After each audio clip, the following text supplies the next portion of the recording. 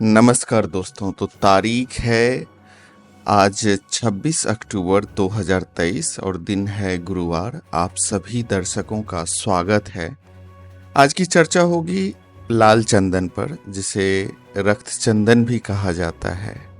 इस पेड़ का ना सिर्फ भारत में महत्व है बल्कि इसका दीवाना पूरा विश्व है। जबकि चीन और जापान में इसकी दीवानगी कुछ ज़्यादा ही है। साथ ही दक्षिण एशिया के अलावा भी कुछ देश हैं जहां पर लाल चंदन की मांग बहुत ही ज़्यादा है। जैसा कि मैंने कहा कि इसे लाल चंदन के साथ साथ रक्त चंदन और एर्रा चंदनम भी कहा जाता है और रक्त चंदनम भी कहा जाता है। अब कई सारे सवाल उठते हैं जिससे कि आप इस पूरे लाल चंदन को बेहतर ढंग से समझ सकते हो।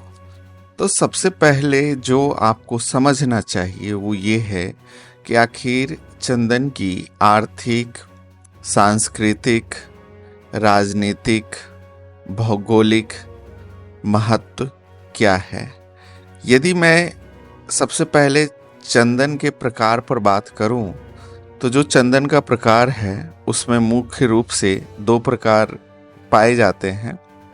एक तो है लाल चंदन और दूसरा है सफेद चंदन। लाल चंदन जो है इसका जो वैज्ञानिक नाम है ये है टेरोकार्पस सैटिनस। ओके। और सामान्य नाम से जो सामान्य जनता के बीच में जो इसका नाम प्रचलित है वो रक्त चंदन, आप इसे ब्लड सैंडलवुड भी कहा जाता है। लाल चंदन को 3 कैटेगरी में बांटा जाता है। ए, बी, सी इसकी क्वालिटी के आधार पर ये तय किया जाता है। जबकि सफेद चंदन का जो वैज्ञानिक नाम है वो है सैंटलम अल्बम। लेकिन जो मुख्य रूप से अगर आप देखोगे तो जो सफेद चंदन है इसका प्रयोग जो है आपको कई सारे जो हिंदू मैथोलॉजी में इसका प्रयोग बहुत ही ज़्यादा होता है। तो मैं इस पर बात करूंगा। और सबसे पहले तो ये आपको समझना चाहिए कि अब मैं थोड़ा इसके आर्थिक पक्ष पर बात कर लेता हूँ। तो जो आर्थिक पक्ष है, जैसा कि चंदन का जो आर्थिक पक्ष है, तो सबसे पहले तो ये है कि इसकी जो कीमत है वह बहुत ही ज़्यादा है। जो 2016 में जब मैं बीबीसी का एक रिपोर्ट पढ़ रहा था तो उसमें 3,000 रुपये प्रति किलो इसके भाव थे। चंदन जो लाल चंदन है और सफ़ेद चंदन है दोनों बिल्कुल अलग है, तो इसलिए और दोनों का उपयोग भी अलग है। तो आपको बहुत ही बारीकी से समझना होगा। जहां लाल चंदन का उपयोग जो है, जैसे कि पहले भी मैंने इसका जो थोड़ा सा आपको बता दिया था, चीन, जापान, सिंगापुर, ऑस्ट्रेलिया, जो संयुक्त अरब अमीरात के अलावा कुछ पश्चिमी देशों में भी इसकी मांग है। अब आपके मन में सवाल हो सकता है कि ये पता कैसे चलता है। तो जब भारत में इसकी नीलामी प्रक्रिया की जाती है तो इसमें देखा जाता है कि किस देश के कितने कॉन्ट्रैक्टर जो हैं, मतलब जो टेंडर इसके डाले हैं।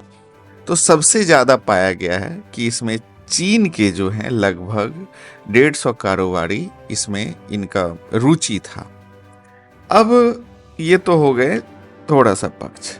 सांस्कृतिक महत्व पर थोड़ा सा हमें बात करना चाहिए। जैसे कि आपसे मैंने पहले ही कहा, तो लाल चंदन का अलग महत्व है और सफेद चंदन का अलग महत्व है। जैसे कि आपको पता होना चाहिए कि जो लाल चंदन है इसका प्रयोग महंगे फर्नीचर, सजावट सामान, प्राकृतिक रंग, कॉस्मेटिक उत्पाद और शराब में किया जाता है।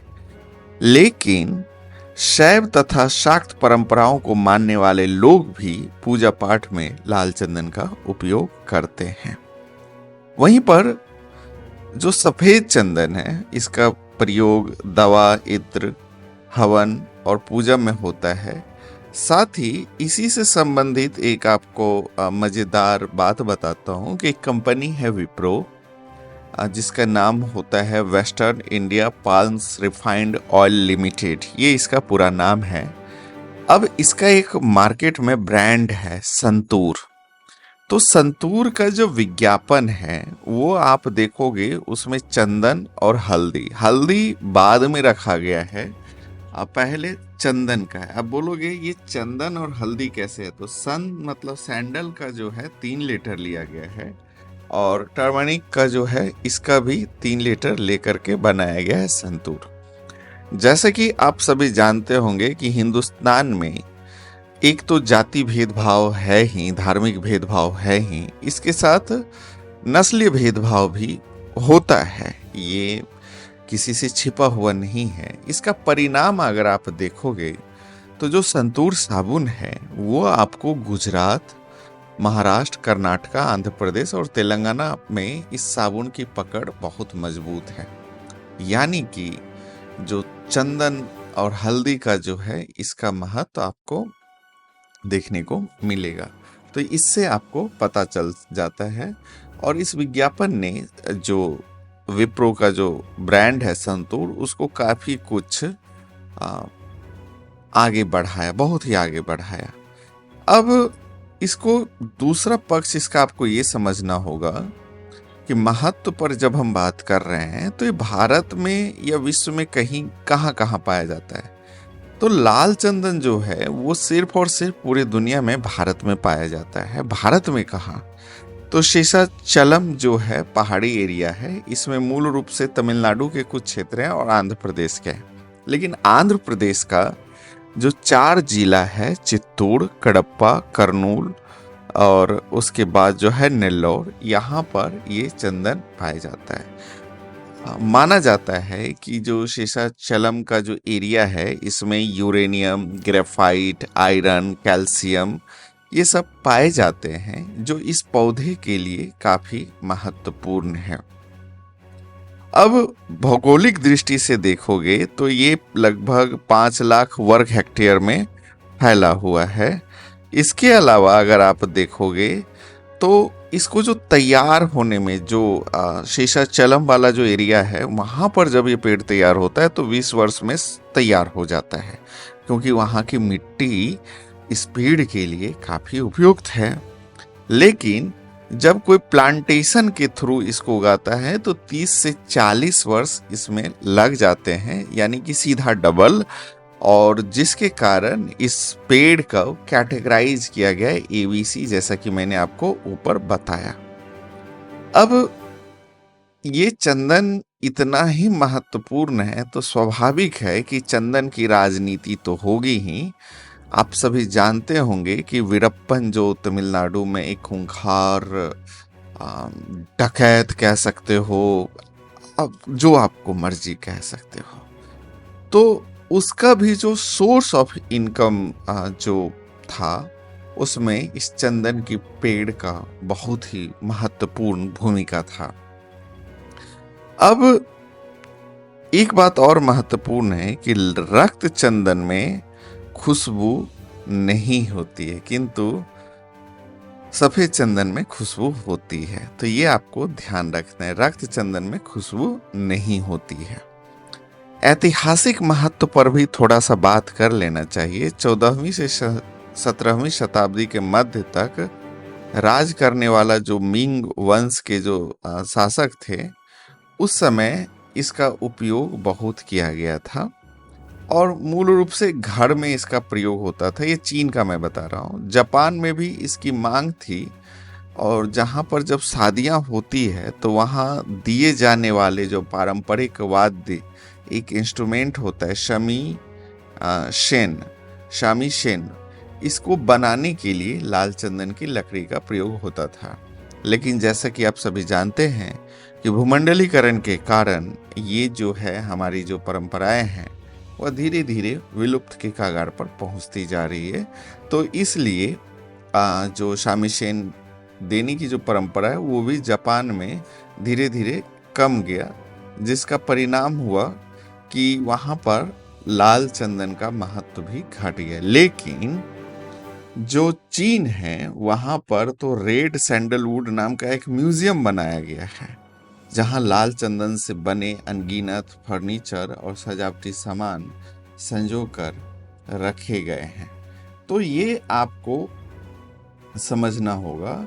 इसके अलावा जो है, अगर आप देखोगे तो कुछ दिनों पहले ही जो सरकार ने इसमें कुछ संशोधन किया है।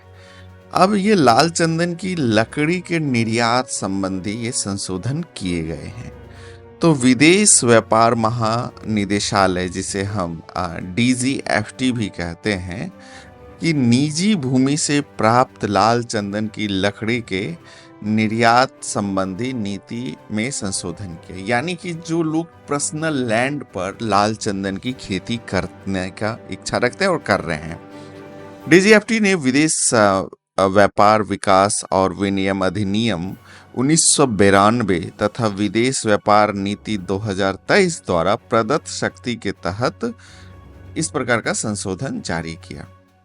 अब इस संशोधन के तहत तमिलनाडु के लिए कृत्रिम रूप से जो प्रचलित लाल चंदन हेतु वार्षिक निर्यात कोटा अधिसूचित किया गया है। साथ ही वन्य लाल चंदन के लिए शून्य निर्यात कोटा, ध्यान दीजिएगा। तो वन्य लाल चंदन जिस पर अभी हम बात कर रहे थे, इसके लिए शून्य निर्यात कोटा, मतलब जीरो, कुछ नहीं आप कर सकते हो। कृत्रिम रूप से जो लाल चंदन है उसका अर्थ होता है आर्टिफिशियल लाल चंदन का, जो बागानों में उगाए जाते हैं, और इसी को हम आर्टिफिशियल रेड सैंडलवुड भी कह सकते हैं। अब ये बात आपको समझना होगा। और एक चीज और है कि जो लाल चंदन है ना, इसका जो घनत्व है इतना ज्यादा है कि पानी में तैरता नहीं है, ये डूब जाता है। तो आपको कुछ समझ में आ चुका होगा।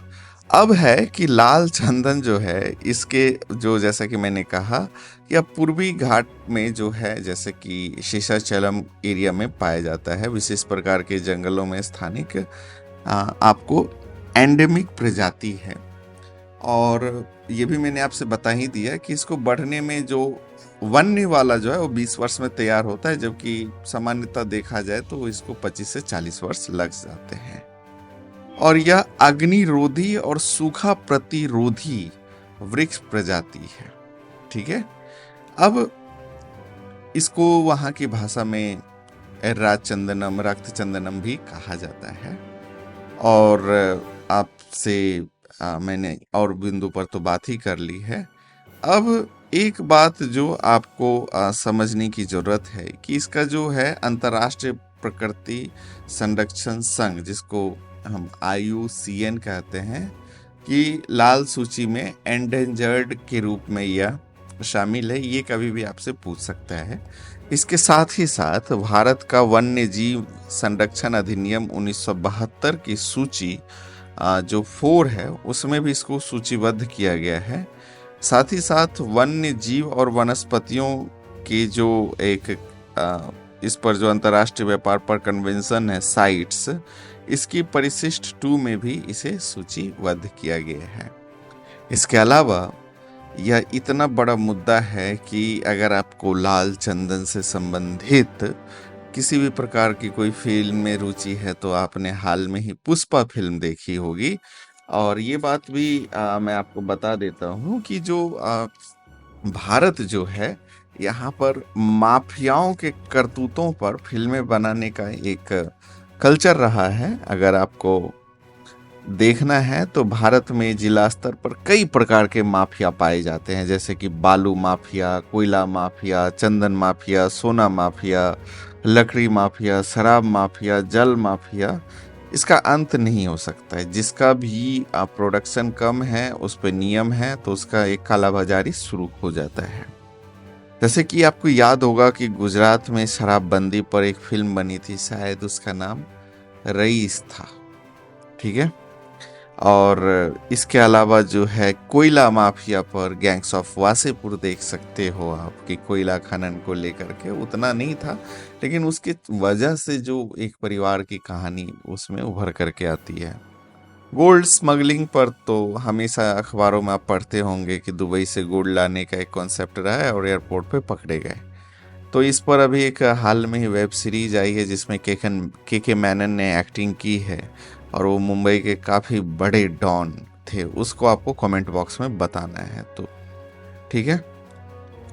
अब ये जो चंदन है, इसके बारे में आप तक विज्ञापन के माध्यम से आप सभी तक बहुत सारी बातें आती होगी, तो मेरे जो अनुभव थे उसको मैंने आप लोगों के साथ साझा किया। Thank you so much for watching, और मिलते हैं अगले वीडियो में। बहुत बहुत धन्यवाद।